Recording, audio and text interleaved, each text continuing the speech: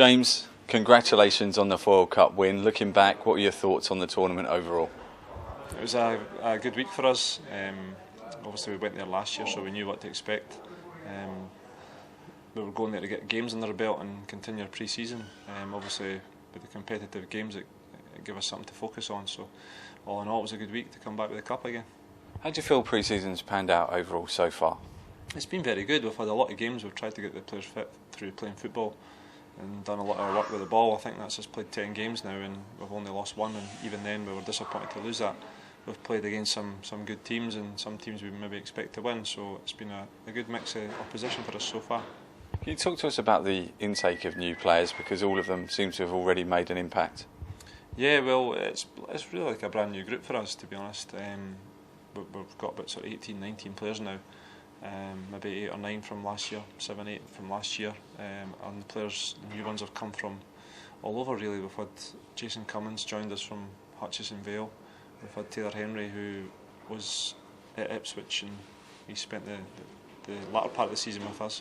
And then we've got a couple of boys from Ireland, Cody Mulhall and Gareth McCaffrey. We've got Tom Gardner, who was released from Spurs, and we've got obviously an intake of players from the under-17, so we've got a mixture of, we were recruited this year, so it's going to be a challenge to blend them together, and obviously they need to get to know each other and what we're looking for, what I'm looking for the standards with Hibs and at the club, so it's a real challenge on our hands, but we've started well.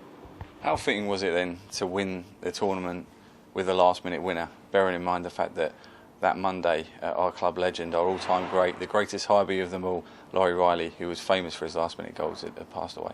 I think it was a very fitting moment.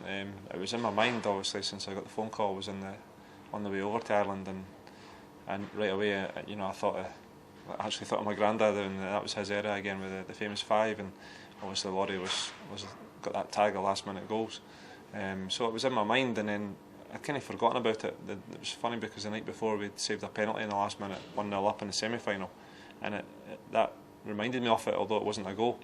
And then the final, we were just trying to win the game, 1-0 down, and at half time, and changed things again and put a substitute on, Gareth, and he scored the winner in the last minute. As soon as he scored it, that was the first thing I thought of, to be honest. Obviously great as well, the previous year, both Alex Harris and Jordan Forster contributed to a Foyle Cup win. Then 10 months later they were playing in a Scottish Cup final, so it's a great pathway, isn't it, through to first team and developing as players. Well, that's the way it ended up last year, and certainly something we could point to the boys to say that look what happened to the players the previous year. I think what was also notable, the squad that I took over this year, all bar one can go back and play at the same competition next year, so we'd have a good chance of going and winning it again. But people might look at the teams we're playing against, a couple of them, and say, you don't recognise the name. I was like that as well. I didn't know them, but they were certainly hard games, and there were some good players played against us as well. So it was a real fitting week for us, to be honest. It was a hectic schedule, and that's going to be the case perhaps for the next 12 months, really, isn't it, for the under-20s, with the East of Scotland League and cup matches as well. So effectively, there's going to be 3 games a week. How are you going to manage that? Well, the first part of the season there will be 3 games a week, maybe the first 2 or 3 weeks, and then it will settle down into 2 games a week, and then maybe go back to that towards the end of the season. I think the idea was really just because last season we had players that weren't maybe developing at a rate that we'd hoped because they weren't getting enough football. And if you're a footballer, you want to take part in games, not just train all week. So it's just really down to myself, and just have to manage players' game time. If they're playing too much, maybe need to take them out a wee bit. If some need a game, they might have to play 2 games a week, but they certainly won't play many 3 games a week. I think we've got enough players now that should cover 2 games a week comfortably. Hopefully we'll not get too many injuries and might get stretched, but if we do get stretched, we've got the under-17s there, so we've got a good group backing us up if we're struggling for players, or if the players are kicking on at under-17 and they need moved on, there's an avenue for them to go and get a game. So I think I'm looking forward to it, and I think the players will be as well, because there'll be plenty of football for them.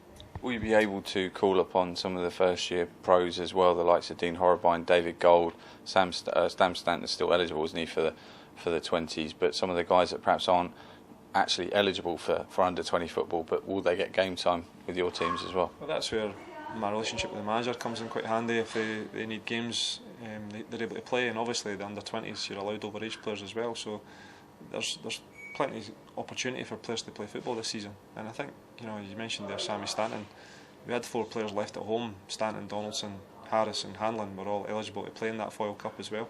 So it just shows you we've got some good players at the club.